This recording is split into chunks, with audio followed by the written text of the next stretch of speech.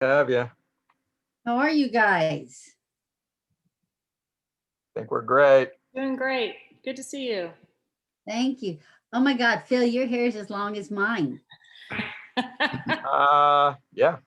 Damn, hippie. I get a lot of that these days. I haven't gotten that since I was 19. It makes me feel young. So, all right. So we do have a quorum. And David is not quite with us yet, but if you guys will indulge me a couple seconds more, I'm firing up a second computer so I can look at the agenda and see all of your lovely faces at the same time.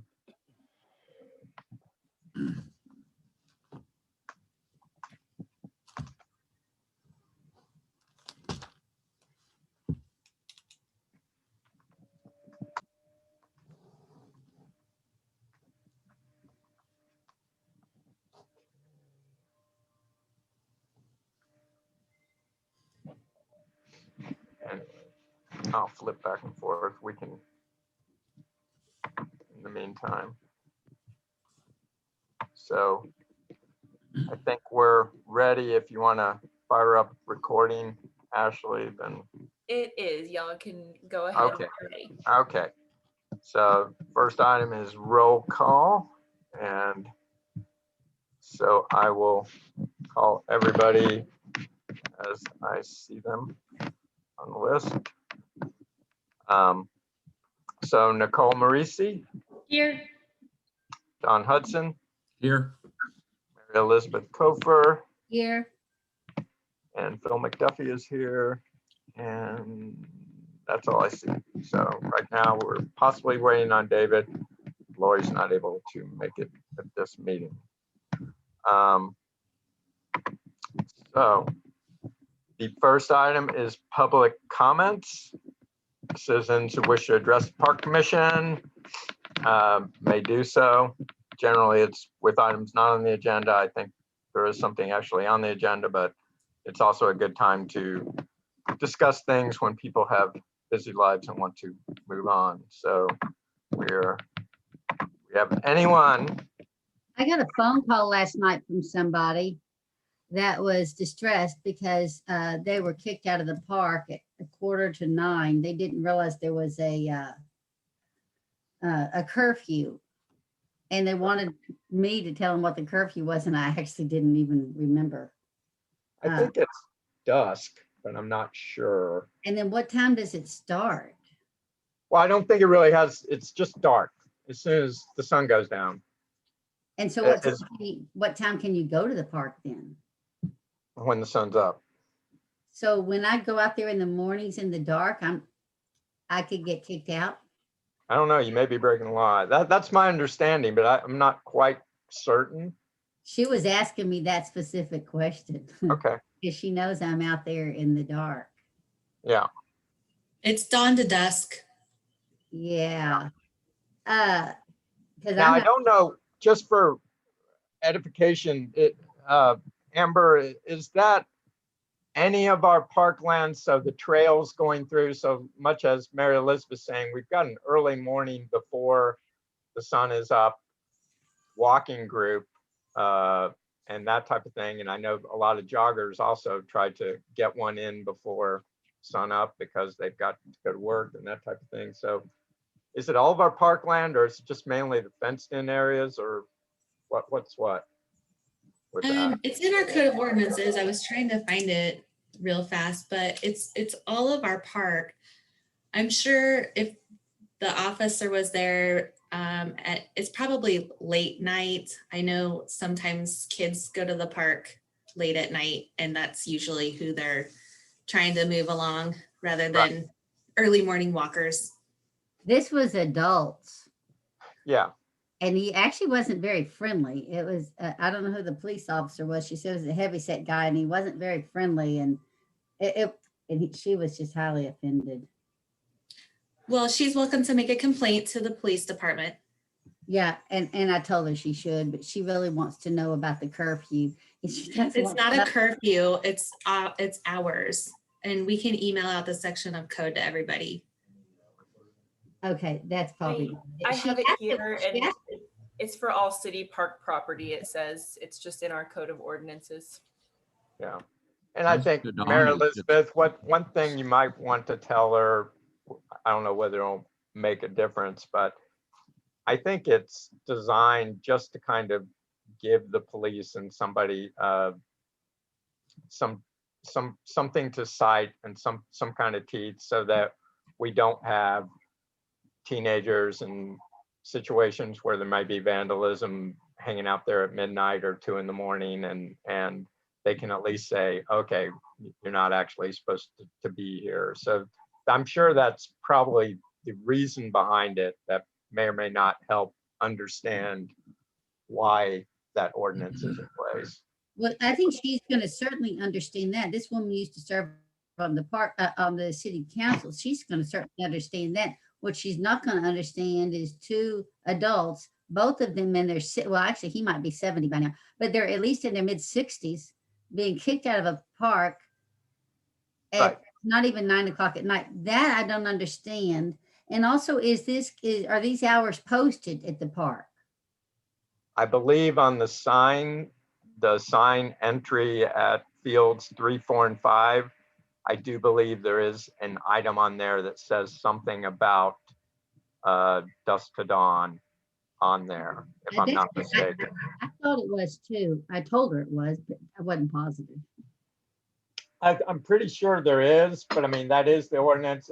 And once again, see, that's the difficulty with the cops, is they can't just kind of go, well, you're 16 and we're not gonna, or you're 18 or whatever. They can't, like, there is some judgment there, but they have to have something to kind of cite it. It's almost like the speed limit. You can't really necessarily pick and choose who you enforce it on. So anyway, but But that's I a understand. serious issue.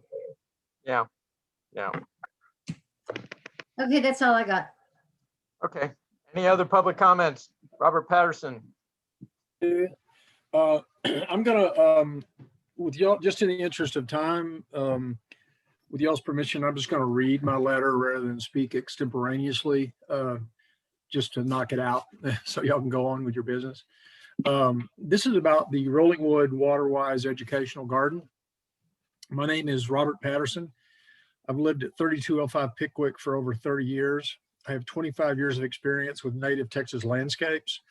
I'm a Texas Master Naturalist certified by Texas A&M University, and I was the principal Park Commission member responsible for design and execution of the Rollingwood Waterwise Garden. The garden was an idea conceived during one of the worst droughts in Texas history.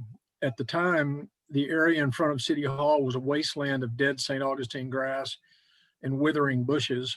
Realizing that drought punctuated by periods of rain is a way of life in Texas, and that with explosive growth in the region, the ratio of gallons of potable water per person was dropping daily, the Park Commission decided to take action. The system of Highland Lakes dams was completed around 1940, stabilizing our water supply at a maximum level, which has not increased over time. The population of Austin in 1940 was about 89,000 people. The current population is around 1 million and grows daily. Like it or not, we are in a state of perpetual relative drought, which gets worse daily. The basic concept of the garden was, 1, beautify City Hall, beautify the City Hall landscape using a diversity of Southwestern native and adapted plants, which would provide blooming and growing interest throughout the year. 2, conserve our precious potable water, including rainwater harvesting, which would carry the landscape through the hottest and driest times of the year. And 3, serve as an educational resource for Rollingwood citizens and others throughout the region interested in alternative ideas for their private landscapes. Excuse me. Working with Scott Ogden, a nationally recognized expert in Southwestern native and adapted plants, we worked out a design and budget, and the project was approved by Park Commission and Council. Shelley Bain, an alderwoman and Park Commission liaison at the time, reached out to citizens of Rollingwood. The enthusiastic response from citizens resulted in 50% of the funding from the garden coming from private donations. The Rollingwood Women's Club funded the water tanks to store the harvested rainwater. Can you hear me? Yes. As the garden entered its first spring with a splash of greenery, color, and diversity, it caught the attention of Pam Pinnock, a noted blogger on native plants and water conservation, and the Central Texas gardener. The garden was featured on an episode of the show and broadcast throughout the country. At that point, the garden became a nationally recognized example of a public-private partnership creating a beautiful native landscape which conserved water and served as an educational resource. Over the years, as I've worked in the garden, I've talked with visiting ecotourists from as far away as New Mexico and North Carolina who come to the garden when they're in Austin. On multiple occasions, I've spoken to professionals from both Barton Springs Nursery and the Lady Bird Johnson Wildflower Center who come to study the diversity in the various climatic areas of the garden, ranging from full shade to full sun. Since the garden was installed, xeriscaping has become the norm throughout the city of Rollingwood. Mission accomplished. Sadly, the Rollingwood Waterwise Educational Garden has been severely degraded over the past several months. A wide swath of rounded green flowering native plants have been removed, leaving only vertical structural plants, mainly sotolls. A short list of plants removed includes, I'm doing this from memory, just from walking around the garden, trying to remember what was there, and the place is now bare. There's a Dallas red lantana, a Texas perennial, which blooms off and on all summer. Pride of Barbados, an erect plant with bright orange blooms, roughly May to November. Pale Pavonia, an evergreen native shrub, which blooms and cycles throughout the season. And Limoncello, one of my favorite plants out there, a tiny wispy desert plant, which blooms in explosions of small yellow flowers and cycles throughout the year. What was that one again? Limoncello.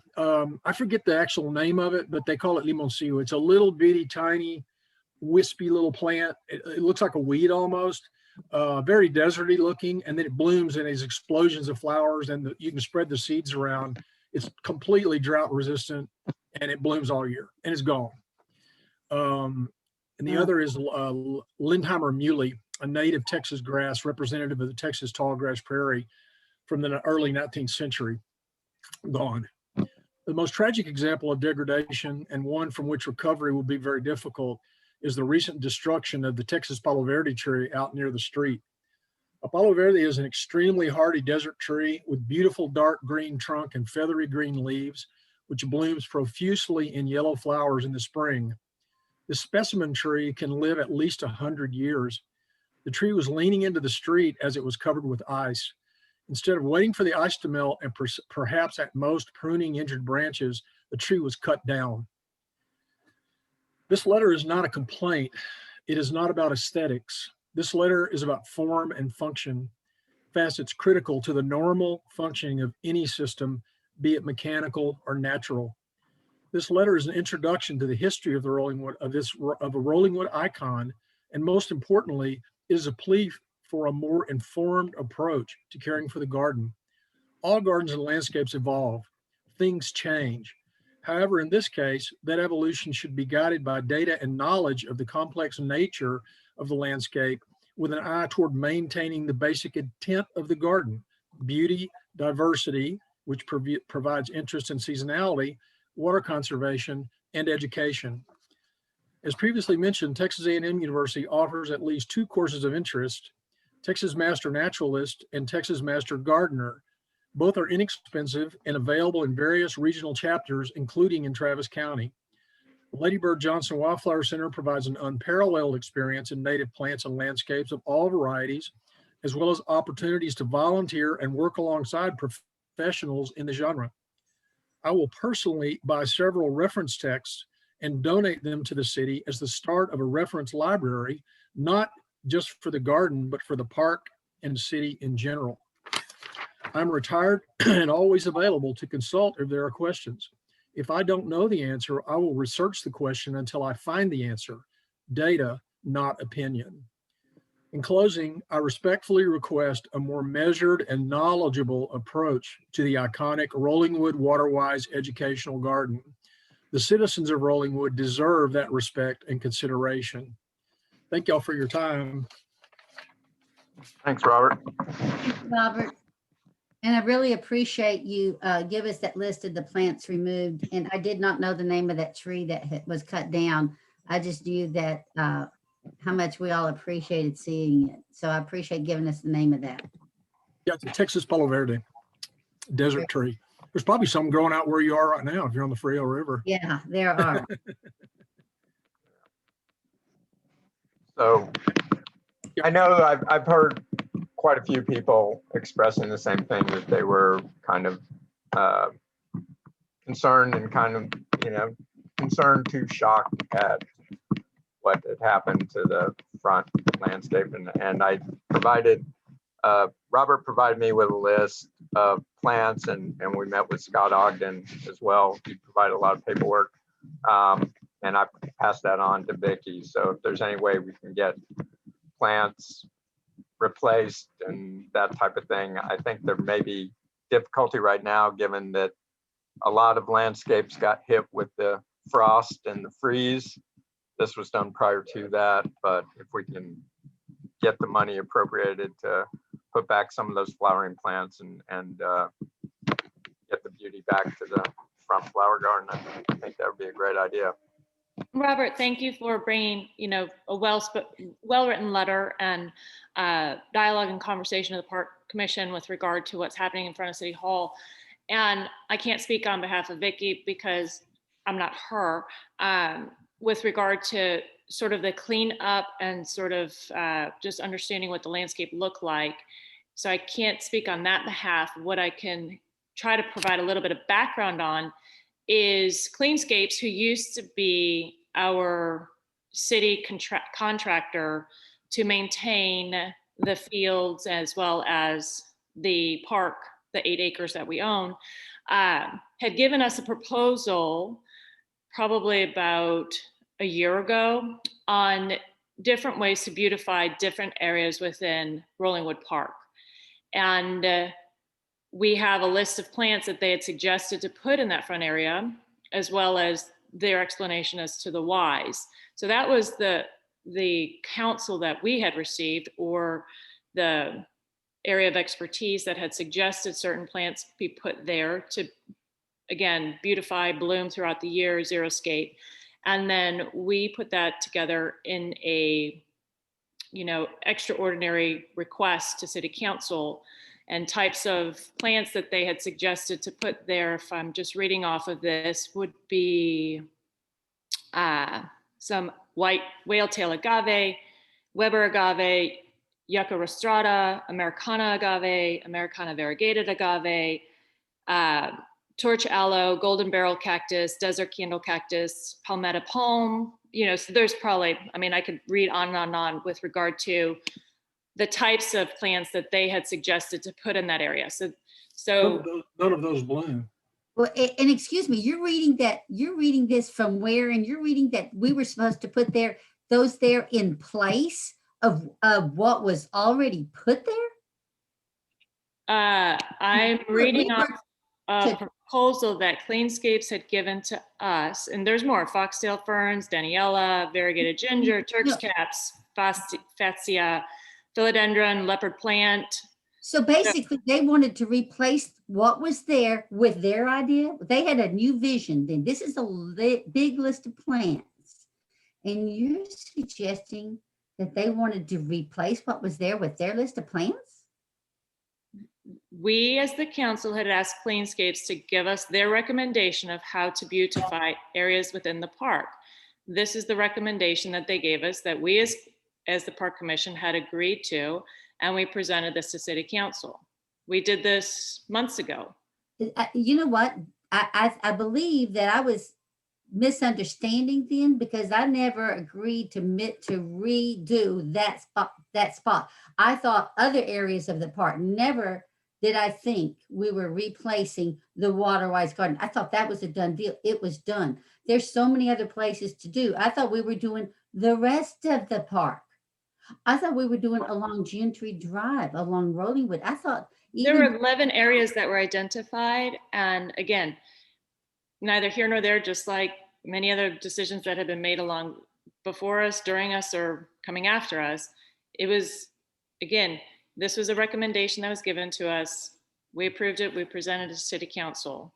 But specifically, did we approve to replace the waterwise garden? Did we specifically approve to replace that spot? It wasn't, and again, I can't speak on Vicky's behalf, okay? And she's not on the call. Maybe we can get her to come in and help us understand. It was my understanding that there were specific plants or things that were growing there that were not doing well and were not successful. And the effort was to bring it to what we have and then add to it. That's my understanding. But again, I can't speak on her behalf.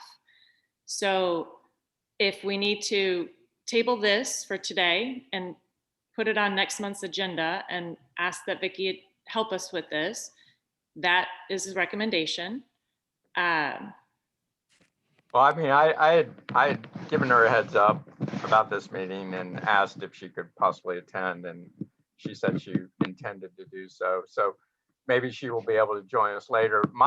I'm with Mary Elizabeth. My understanding of it was that the exceptional item was to appropriate funds to generally do maintenance and sprucing up and get money from RCDC. And when we voted on it, I was never excited about using any recommendation from Cleanscapes, particularly because A, we got rid of them, and B, because there were a lot of items, and I know you guys crossed off a lot of items that Cleanscapes had requested that were no longer necessary. But my understanding of what we had approved was generally providing funds from RCDC to do park maintenance in general, but not to do large scale removal or replacement or anything like that. And that's neither here nor there. Basically what we had was something that was designed by Texas native experts. Cleanscapes, being a commercial company, is probably more likely to do things that frankly need more maintenance and plants that may be easier to get for them in mass and that type of thing. So I think going forward, hopefully we can, as Robert has requested, do so with a better understanding, more Texas native experts. Certainly, I think it's appropriate to spend the minimal money to get Vicky as knowledgeable as possible about the Texas plants, be it from Texas A&M or whatever, and then, you know, have that garden particularly be an ongoing evolution with guided experts. But you know, we can't undo plants being removed, but we can try to be a little bit more cognizant going forward. Okay, so this will be discussed in the regular agenda as well, correct? It is. It's item number 5 on the agenda. All right, so that's good. Robert, I can't thank you enough for your involvement here. Thank you so much. I want to make clear that I'm not criticizing Vicky. I met her when she first came, and she admitted she doesn't know anything about native plants in Texas, Southwestern landscapes. She trained in Louisiana. She's a very nice person, and this is not a criticism of her. I know she's hardworking. I just love her. And I love, I actually really like to the, when you're facing City Hall to the left, she did some hardscaping there that I really like. I think that would be fun to have that there. Yeah. Thank you. Thank you. Thank you. Any more public comments? Do we have a plan, or is there any sort of a plan in place to replace the plants that died in the freeze? It seems to me that, you know, if some that are not thriving, that's one thing, but having a freeze like we had, God, I've got all kinds of things in my yard that are dropping leaves and dying. I don't know if they're living or dead. Seems to me we ought to try to replace what is damaged or not thriving with, more of the same. The ones that died in the freeze, that was a freak thing. That's not going to happen. I don't know. Hopefully not for a while. Once again, I think with the most, I think that, yes, as with any garden, you remove plants that are dead, but, once again, it's getting an understanding of the plants, some of the agaves and things like that, you just kind of prune away the dead growth, but there is still a live core, that type of thing. But this all comes back to understanding the plants and working with the plants and doing all of that. Most of this removal was done prior to the freeze, though. I agree. And also a lot of these plants propagate from the roots, but why don't we discuss this in the regular agenda? Exactly. So with that, I think we're closing out the public comments. Next item is consent agenda. This is, so here I'm asking for Amber and Ashley to maybe educate me. I don't know exactly what we do with the consent agenda. My understanding is that maybe it's something that's not on the regular agenda that somebody wants to address. Is that what the consent agenda item is for, Ashley and Amber? Usually the consent agenda is items that were kind of in maybe a second phase and have already been kind of approved. So there would potentially be more items on the consent agenda. And minutes are generally one of those things that are on there. If they want to be discussed, they can be taken off of the consent agenda and discussed separately. So it's basically, in this case, a regular agenda item, since it's the only one on the consent agenda. Right, is the it's basically the minutes from January 5th. Okay, so next item is discussion and possible action regarding the minutes of January 5th, 2021. Does anybody have anything in regard to that?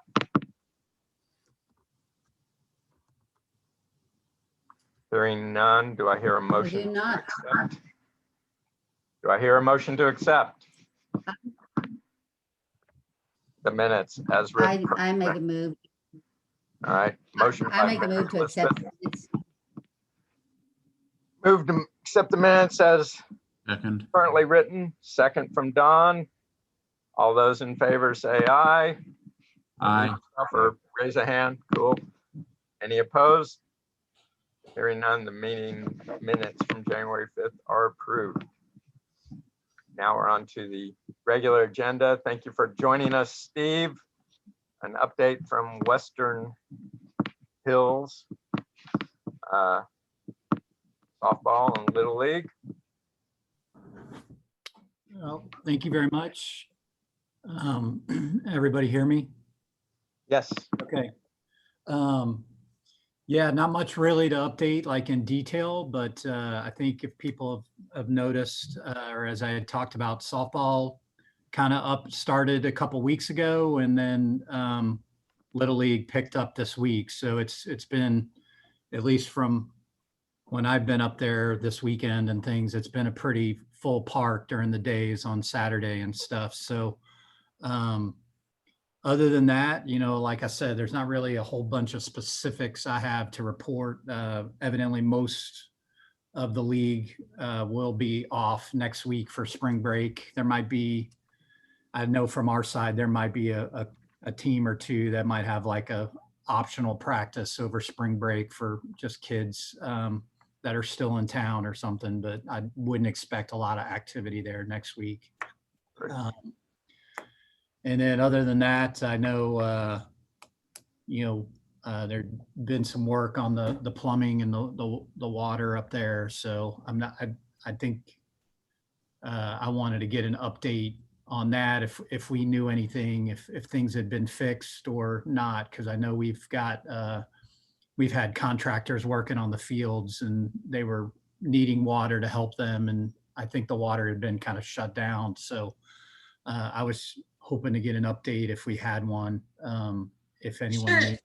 Steve, I think I can check on water to the field. I don't see why that would be a problem.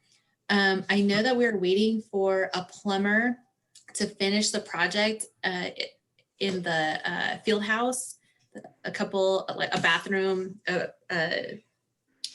toilet is broken and the sink is broken in the men's restroom. So we're just trying to get a plumber out here. That's been a challenge. And then I know the backflow preventer is broken to the pet water fountain, and we're trying to get a plumber on that as well. But I can look into if there's other areas of the fields that need water and they don't have that. We'll see about getting that turned on. Yeah, and I think it was specifically the the field house faucet on the front, I think, because they not to run a sprinkler, but to basically just kind of get some water to spray Sure. down in certain areas. We So can they make run that a hose happen. think- from that. So I think that's been shut off because of the bathroom situation. Well, I Sure. can tell you what I know from hearsay, from talking to Nate and Vicky and that type of thing, is much as Amber just said, that there's that. There also, just so you know, there's believed to be a broken pipe in the wall of the field house that needs to be addressed too. I think that may be addressed at the same time with the plumber. There's water kind of seeping out near the foundation, so that may need to break into one of those cinder block walls and fix a pipe in that. But my understanding is, I know that luckily you guys don't need porta potties out there or anything else, because for the most part the bathrooms have been put back into service. Not 100%, but we're getting there. And somebody's supposed to come out Thursday, right? I believe that's the last I heard, is hopefully we'll have it on Thursday. Friday. It's been bumped to Friday. Yeah, all the plumbers are buried right now. So, but that's what I've heard. I was up there on Friday afternoon, and there was a couple people there looking at the problems, I guess, and I know I'd let them into the concession stand and in that area to try, because I think, as mentioned, they were thinking there was a leak or something coming out of the wall there. So they were trying to figure out where that was happening or whatever. But right. One thing I would like, if we're done with plumbing, one thing I would like to maybe request or see some kind of partnership. So I was speaking to Melissa from WEA, and she says every year they kind of send out a little email to everybody kind of saying, you know, it's softball season, and basically suggesting that everybody clean up their dugout after their game, so that the next people coming into the dugout don't have to deal with their garbage. And then just, you know, just a general cleanup. I know I went out Saturday after all the games were there and threw away, I basically filled the trash cans with donuts and sandwiches and just a lot of Gatorade bottles, everything. So if there's any way to kind of gently request that people pick up after themselves and maybe have that be part of the training that is the athletic training, then that would be great. I know it would be much appreciated. I will Yeah. forward it on. Appreciate that. Everything seems to be going well. Also, I heard that, so for quite a while, there was, Austin was not allowing anybody on their fields. I believe they are now. I have heard that from select leagues I've spoken to. I don't know if that's a full 100% reopening. So I actually haven't talked to Little League yet, because I know they were one of the ones that didn't think they were going to get use of their First Street field. So I don't know if that's changed in the past week and a half, but I know just from my discussions of some of the other softball leagues in Austin we play against, that, you know, they did finally get approval from the city of Austin to use their fields like 2 or 3 weeks ago. Are the First Street fields WEA? Is that the It WEA is, field? it's a partnership of, the WEA and, Okay. Melissa said that the WEA fields are open and beautiful. So just FYI. Yeah, and that happened within last 2 weeks or a week because they were scheduling, Right. thinking they didn't have access to those. Yeah. Okay, great. All right. Are there any other questions or comments from anyone else on the commission?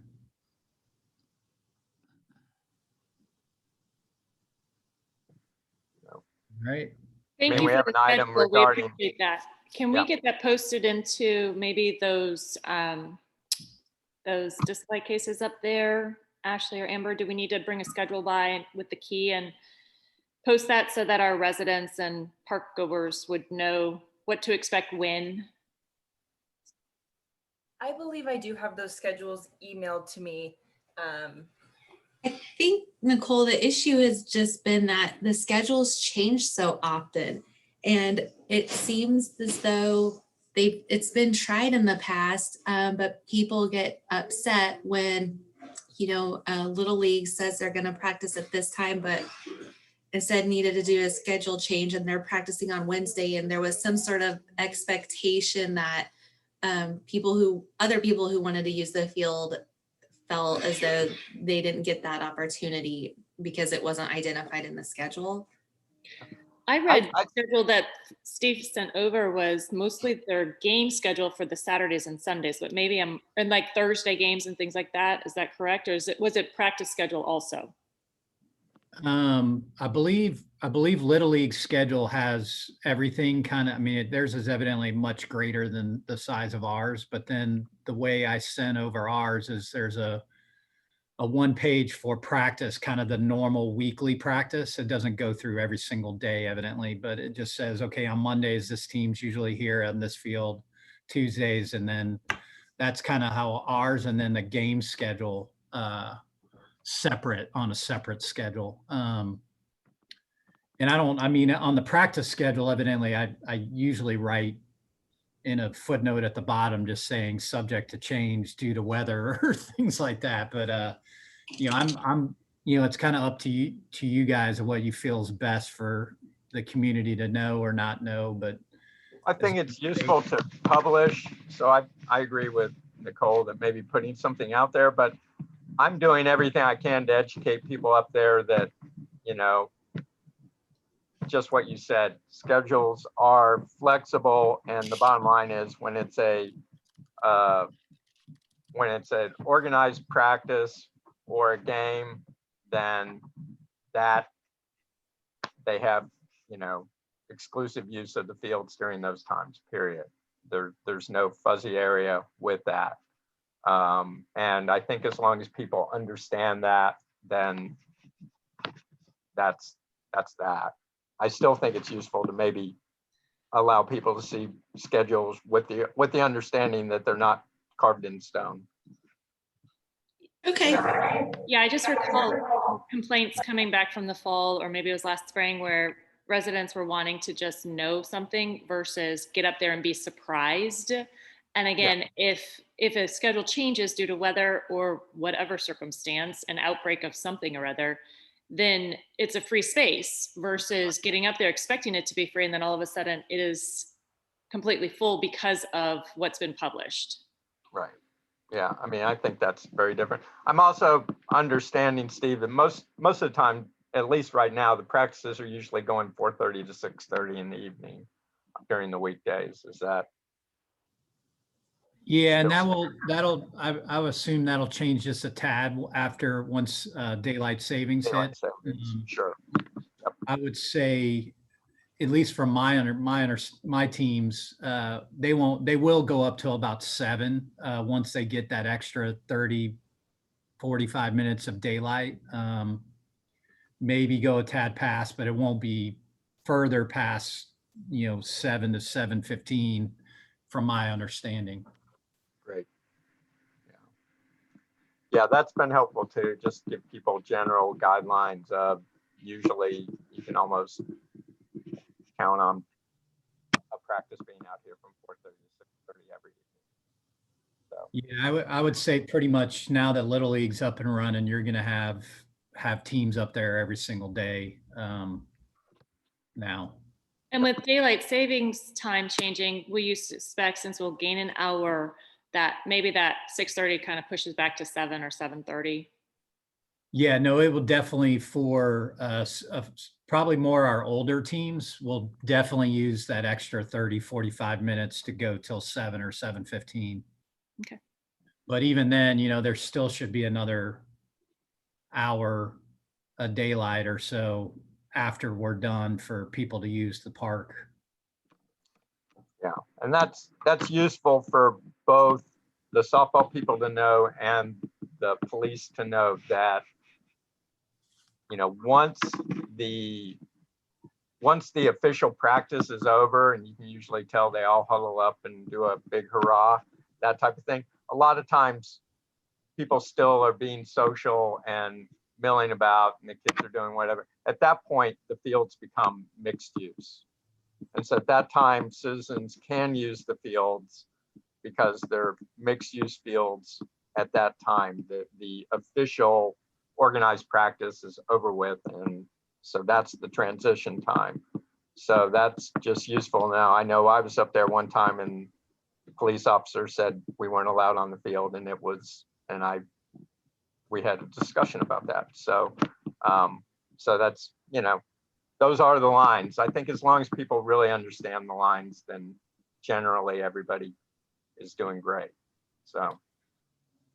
Yeah, and I will add briefly just to Mary that I've been questioned a couple times up there after dark or whatever, just by the police, that dawn to dusk. They're pretty strict on that if they find people there. Because I've had times where, you know, I've been dropping things off to the concession stand or whatever after work, and it's dark, and they've had us stop by, and they will definitely ask what you're doing there. Okay, great. I think that's it. So moving on to the next agenda item, update and discussion on the path from Upper parking lot to the sidewalk above City Hall. Let me lead off on that. We first started off, as I recall, to put in an ADA compliant path that would run from the upper parking lot kind of near the playscape, and it would connect up with the lower, the sidewalk that runs along Gentry. I talked to Sarah Hudson about, she's an engineer, and I thought she might know a civil engineer that could help us. And she said, well, that's been done before and it washed out and it's not a good idea. And besides, we have a sidewalk, we have hard surfaces that connect the upper parking lot and the upper area to the sidewalks that run in front of the City Hall. And I know we talked about that a little bit. I don't know where the City Council would weigh in on this, but she said it's not needed. But I'm looking at this. Well, also, Sarah's also on the City Council. She's one of our council members. I think she's the longest tenured City Council person too. But I'm looking at this, the master plan, and there's like a handful of non-compliant things about ADA, and I haven't digested it to know really where we stand on that. But I just for me, we'd have to kind of dig sort of deeply into this to make sure we know what if anything would satisfy the Disabilities Act. And indeed, you can get we watched a woman pushing a buggy up that sidewalk, and to actually put in an ADA compliant path through that area that it's a kind of a rough area that adjoins the city, where the city council building is, and the middle parking lot. You'd have to have about the same length of travel to get the minimal slope. That's kind of what the ADA paths are about. And that would be about as long as the path from following the parking lot and the sidewalk. So my thoughts on that are, I'm not sure how we go about determining that. We do have an appointment to meet with Rick Thompson, who's a civil engineer, who's done some work for the city of Rollingwood. He's done some work for me, and he's done some work for Nicole. And he's going to talk to us just gratis on Friday at 10 a.m. And I'll bring the master plan and see if he can digest or decipher any of that. But whether we put in an ADA compliant path or not, that is a nice, fairly large area that would really benefit from not necessarily a path, but maybe some steps and path and some picnic tables in there as just a way to improve the park.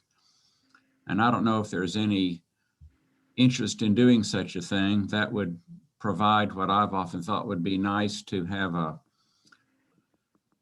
everything in the park is so centered around kids and playscapes and stuff. I think to have just some picnic tables out there by themselves, maybe a little bit of shade. I don't know, just kind of thinking out loud about that. We'll have a better idea from talking to Rick. We actually we made 2 different appointments with him that were both kind of stymied by the weather. So this will be our 3rd attempt, but he should be able to shed some light on whether we're ADA compliant enough or close enough to it with what we have that such a path would not really be needed, or maybe there's other areas that need ADA work more than that. But my thoughts on that are that easy access into that area. I think it's already got a fairly decent path from the middle parking lot, the one right at the corner of Gentry and Nixon. It goes, the city workers are using it. They're utilizing it to go from the parking lot to City Hall. Okay. And there used to be one that came at a different angle through there, but it was too steep and it caused a lot of runoff. It was much too steep and it was dangerous. So they closed that path. But what we saw is that if, in fact, Oh, you froze, Mary Elizabeth.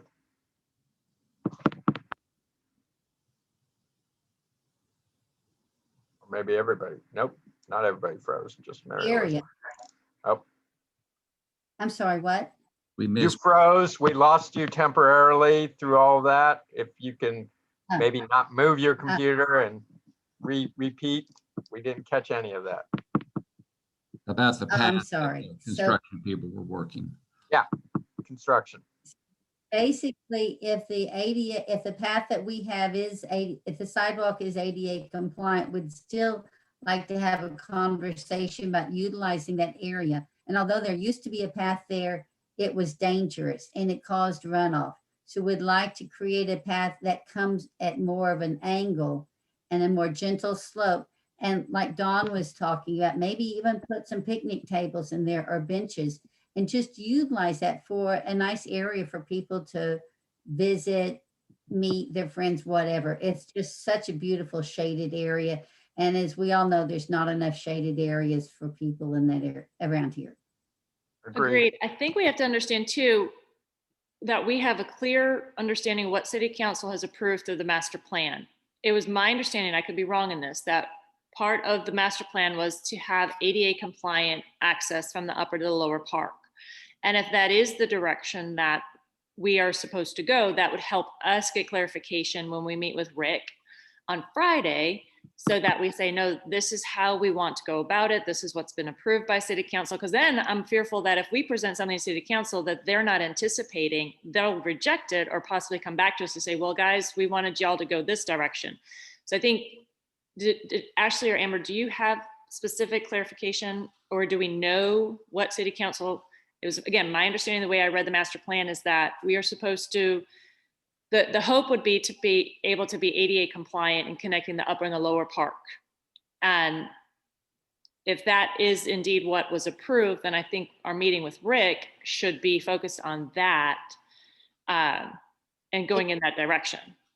Yes, but if that's already done is what we're talking about. And Rick, Well, No, that's one thing I would ask Rick is, are we already ADA compliant Okay. with the current sidewalks? well, the sidewalk connects to the parking lot, and the parking lot connects to the lower sidewalk off of Gentry and in front exactly. of Nixon. And so we don't have a pathway through that specific area that was drawn up in the master plan. So it's connecting through the hardscape of the parking lot to get from one gravel pathway to the sidewalk that's in front of City Hall. Absolutely. And I so know that, yes, Nicole, I know that it has been evaluated as to whether the path is ADA, and Wendy knows the details. I don't have them off the top of my head, but I think there is something with, it's not necessarily ADA because we make them go around the park. So if we provide some sort of trail, to directly to the upper, to the lower, it must also be ADA in order to meet that. I'm probably not saying that all the way correctly, but I do know it's been evaluated at some point, and that's what my understanding was. well, Don, maybe we could see if Wendy can join us with Rick on Friday, since she has is that possible? Would we be violating any kind of Open Air Act meeting with 3 commission members and 1 city council member? As long as you don't go more than 4, right, Ashley? Yes, 3 commission members is fine. I'm Yep. happy to reach out to Wendy to see if she can join us. Or at Yep. least I'll get clarification from her between now and Friday if for some reason she can't meet us. Does that sound reasonable? Sure. But we'll meet with Rick. Yes. I'd hate to reschedule that Yes. again. Yes, Uh, we would leave. I don't know if the area we're talking about between City Hall and the middle parking lot, seeing the amount of slope across that piece of ground, that would be a lot of switchbacks on a path like that. And Yeah, it's going to mean a massive change of the existing landscape, which if we're short on money and stuff like that, I think, we're back to the land of, if we do it, it needs to be ADA compliant. But, here I'll just speak. I have never agreed or thought very highly of the park master plan as it was implemented, just because I honestly don't think that Nudge had a great understanding of the existing landscape or cared how much things would cost to implement some of those ideas. Some of the ideas that are on the master plan, quite simply, I don't think the man ever walked the land. So Well, whether you like it or not, it's not a Bible. Again, it's an Yes. advisory situation. It was something for us to take parts of it and use. We don't have to go by everything in it.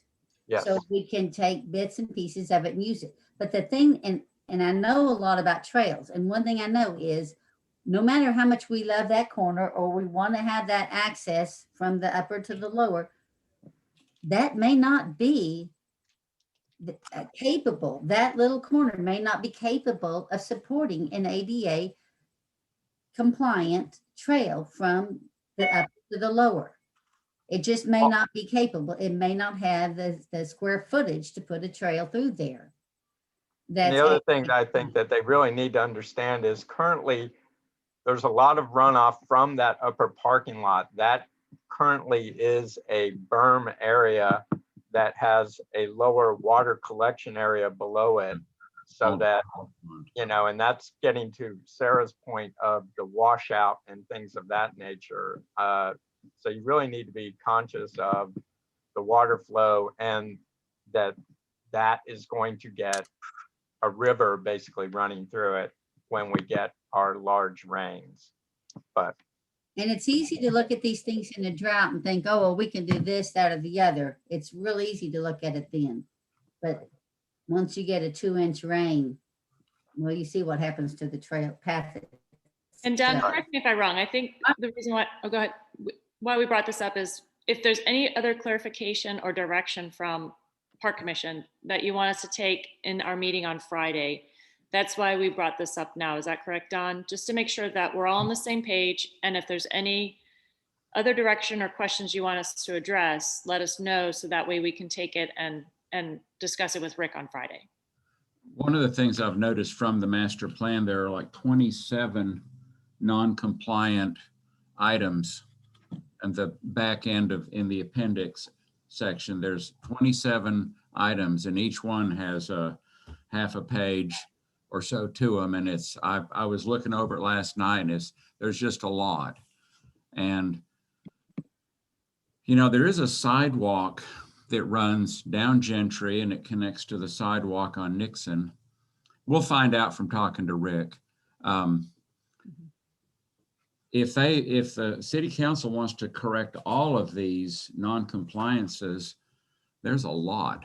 I mean, my understanding is basically when you change something, you need to be compliant, but you don't always have to bring everything into compliance all the time. That would be a never ending and quite frankly, an overly financially burdening situation. But if we're changing anything, that's when we need to look at what are we changing? Will it be in compliance? So That's my understanding as well. chances are if we tried to put picnic tables and tried to make that into kind of a shaded picnic area, just made it where something we could use, I doubt you could get an ADA compliant trail in there. I think it's a very valid point. That's I think something to that's a discuss possibility, with yeah. them on Friday. Yeah. but we'll find out. But I guess one of the things I think Nicole is asking is there, we're not really, I mean, we're going to find out what the options are and what's possible, but is there support amongst the members of the park board to do something with that area, even if it's not putting in a trail, an ADA trail? I mean, are you saying, Phil, that if anything we do there would have to be ADA compliant? Because that means we probably can't do anything. I mean, you can get in there and you can walk around, but there's not really. That's my rough understanding, but certainly that's something to ask the experts on Friday, if that's the case. Okay. If it But is also the case, clarification from the yeah. city though, too, because if we can only improve that area, if it's ADA compliant, then that restricts what we can and cannot do. So I don't know that answer from city council of any improvement in that area has to meet ADA, has to be ADA compliant. That might not be possible. So Well, and I don't know that answer. That's what I'm Yeah, saying yeah, is I don't I don't know if any improvement there must follow a certain ADA compliant code or ordinance. Does anybody know that? I don't think so, but I did just have Ashley send out the link to the trail plan, the ADA trail plan that was envisioned as part of the master park plan. And so it might be helpful to read over that and see what was Great. contemplated at that That's super time. helpful. Thank you for doing that. Sure. that's all I got on that. We'll know more end of, midday Friday. A little more anyway. great. we look forward to hearing back what you guys find out. Is that it for that agenda item? Are we done? Yes. Great. Next agenda item, discussion regarding plans in front of City Hall. We've already started that discussion, but further discussion.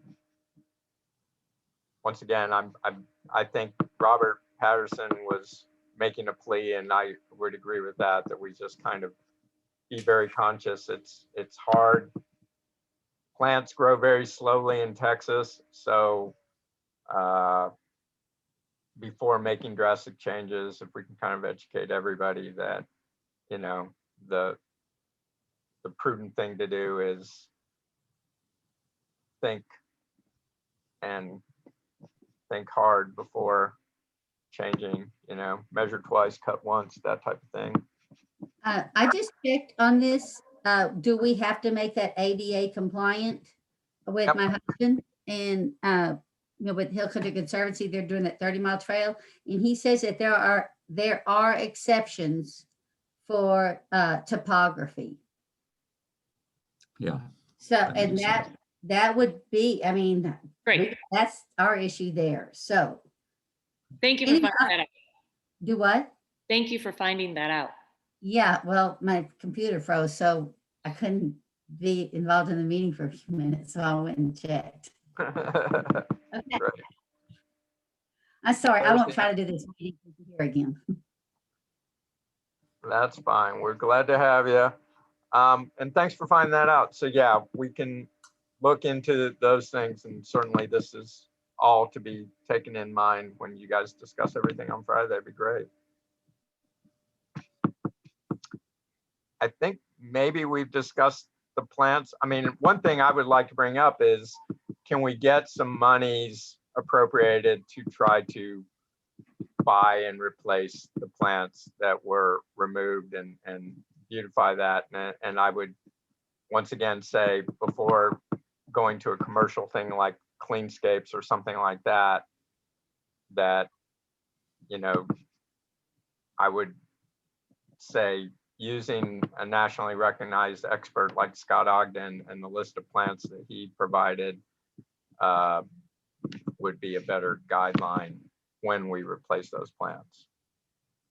So if there is a change to the plan that was approved by the Park Commission, was approved by the City Council, and was funded by RCDC, it needs to be amended through the proper steps. So if there are changes that y'all want to make to that approved plan, that needs to be considered by the commission and then brought in front of City Council, and then also brought to RCDC so they know or can consider whether they want to fund those changes from the original approved plan.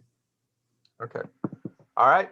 And we will start doing that at the next meeting, because I think there was a lot of misunderstanding on what was the intent and what was approved. At least I certainly didn't understand that. I thought it was generally appropriating funds to do maintenance, not to do an overhaul of the front plantings. And I so, looked at that list, and I looked at that list carefully of what those funds were for. And I saw gravel, and I saw peat moss, and I saw a lot of different things. Never did I see that we were specifically targeting in front of City Hall. And I'm still going to go over that list again and see where we were targeting those plants in front of City Hall.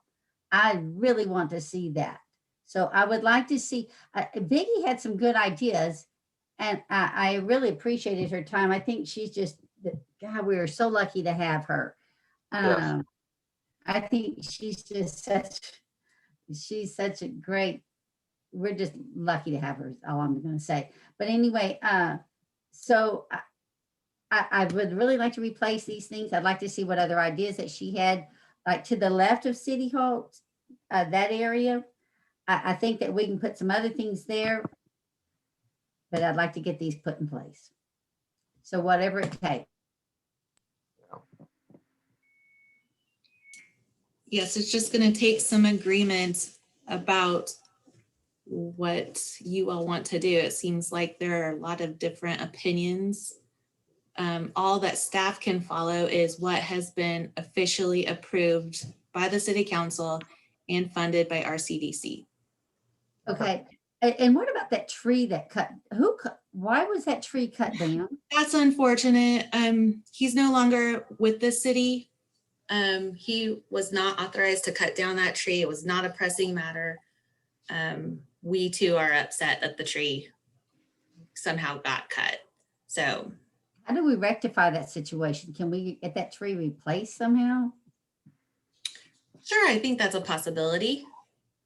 I really think we ought to look into that. Yeah, let's have that be part of your amended plan. Sounds good. Who was that? Just so we know. I'd rather not. Okay, say. they're not here anymore. Okay. All I right. have a question. So with regard to the list that we submitted to city council that was approved by RCDC, the area that those plants were to be installed was to the left of the door only. Right. Oh, So if you look at the picture that we submitted, and I don't know how to share my screen, but I'm happy to send this to whomever. It is to the left of the door only. It had nothing to do with the right side of you're looking at City Hall. well, that would be great there. So Well, again, I looked at that, but I mean, what happened was there were a lot of plants removed both on the left and the right, more to the left. So it's more addressing the plants that were removed, not necessarily putting in new plants, but I do think we need to be mindful. We need to review those plants from greenscapes to make sure that those are actually, appropriate xeriscape plants. The whole system is supposed to work in unison with itself. If we put in a plant that requires a lot more water, then it's doing detriment to those other plants that do better with a drier situation, which was always the design of that general garden completely. So I just want to review all that. Maybe it was, obviously it was a misstep and a misunderstanding. My understanding is, once again, that we weren't doing anything new to the area. We were just appropriating some funds to do general maintenance and cleanup. So before we do anything changing, I think we need to thoroughly review all that. We could also use Bobby Crafter as a resource on that. He's local and familiar with that. Deeply. Yes, So we said can. he'd be willing to talk to us about it too. so Right. then Bill, are you going to take the list that we had gotten from Cleanscapes and then review that with whomever you feel is the expert and then bring us that information at the next meeting? Is that what I understand? Yes. Great. Thank you for doing that. Sure.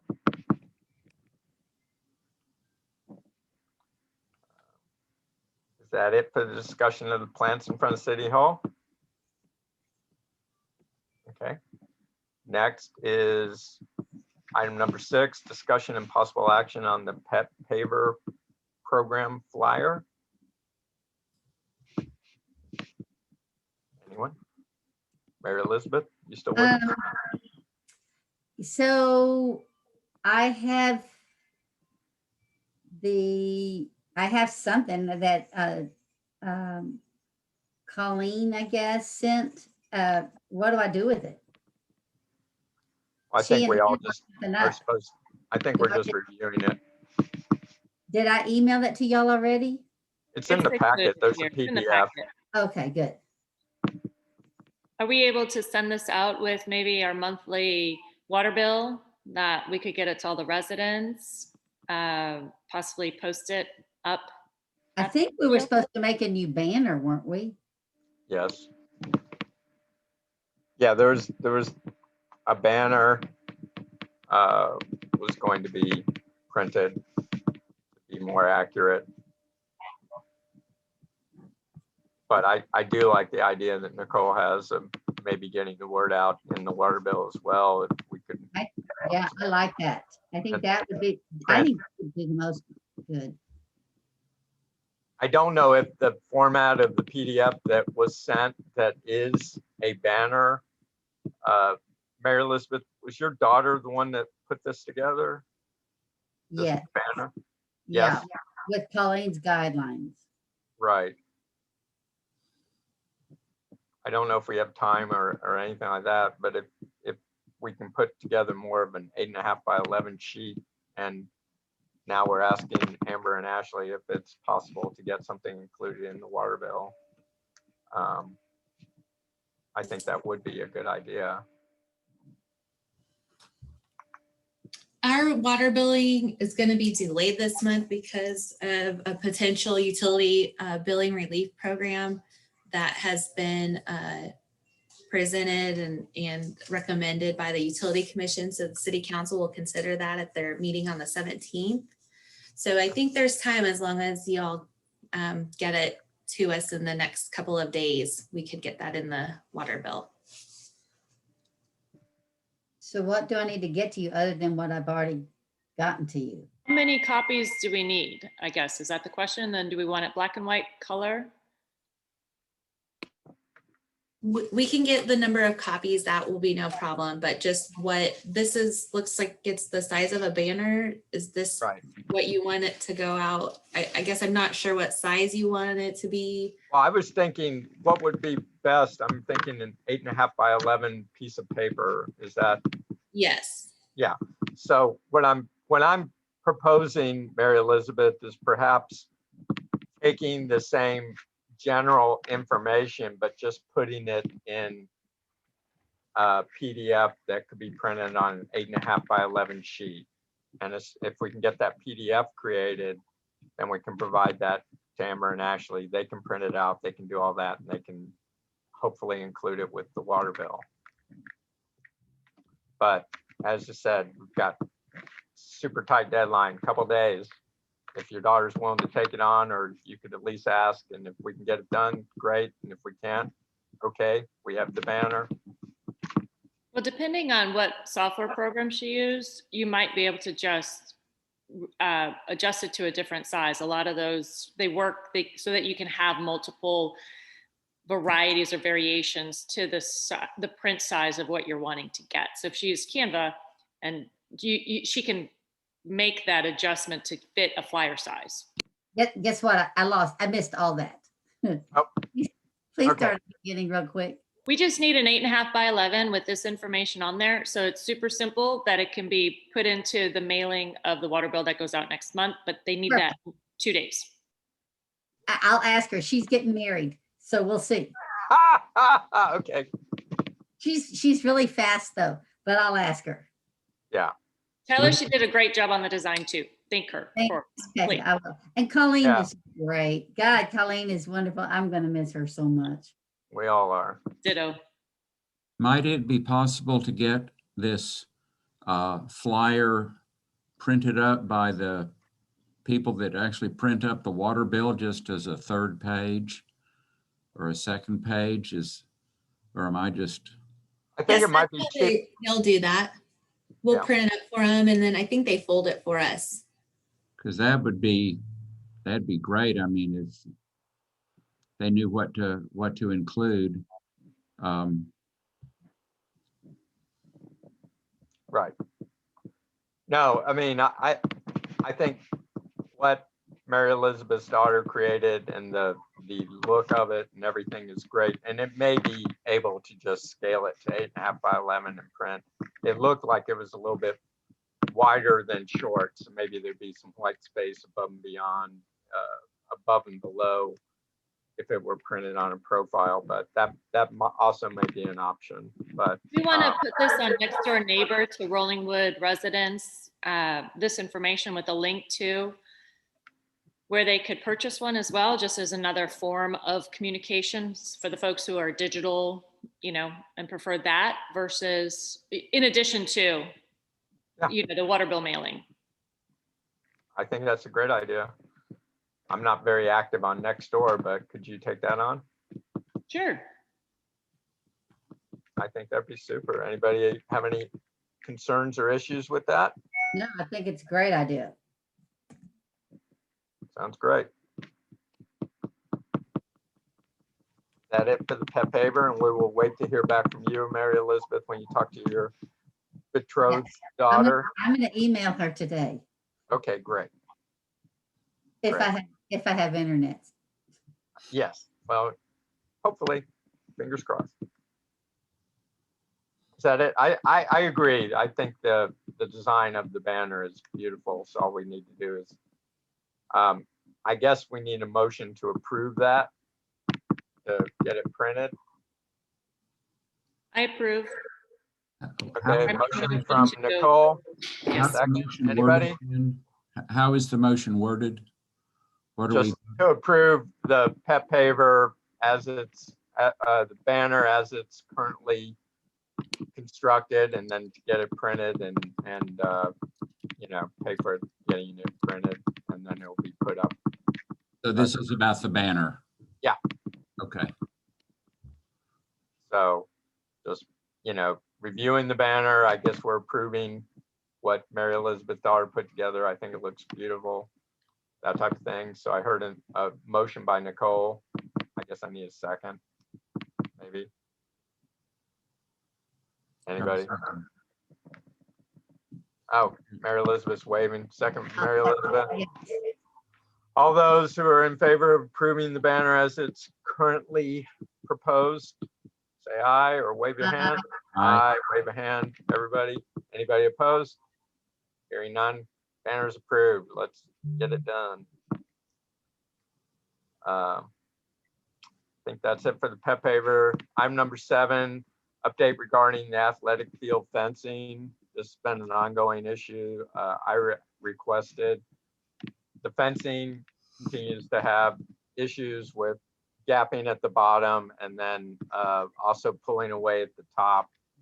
Part of that is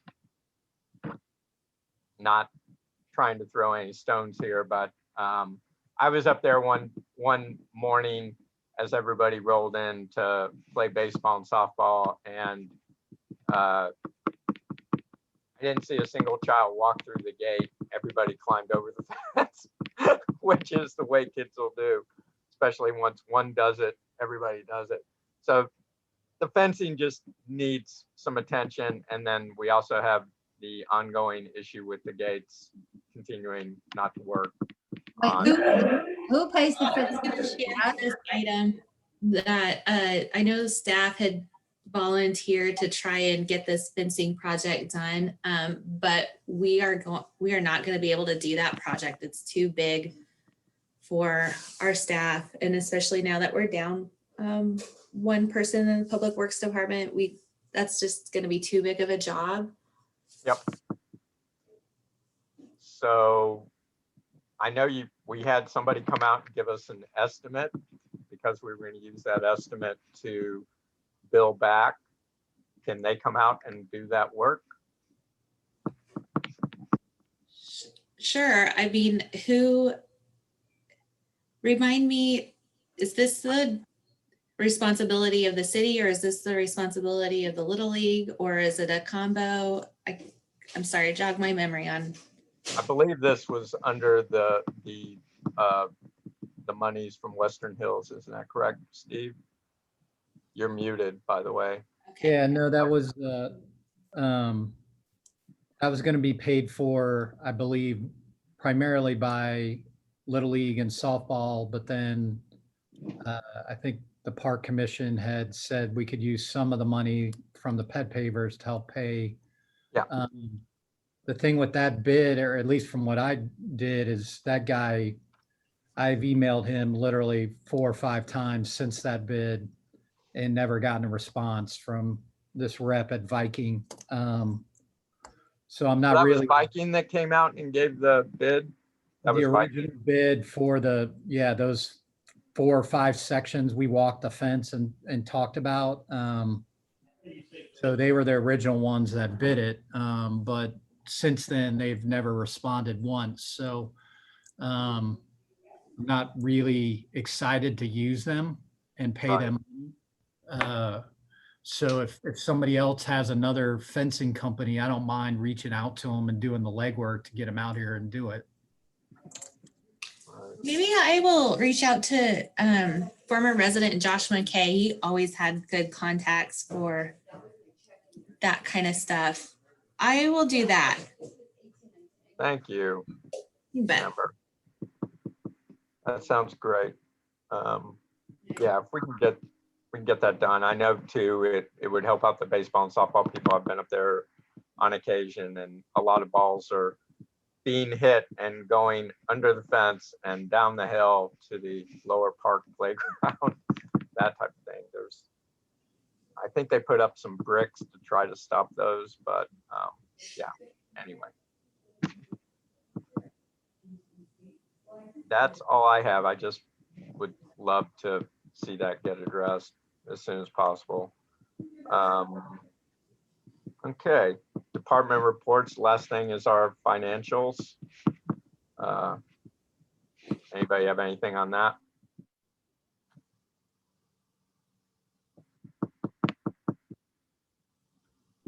Not hearing any. That is our meeting. Does anybody, I need to hear a motion to adjourn if no one else has anything to bring up. A motion to adjourn the meeting. Motion by Nicole Marisi. Do I hear a second? Second. Second by Don. All those in favor of adjourning, say aye. Aye. Any opposed? We are adjourned. Thank you, Bye, everybody. guys. Bye. Hi, everybody.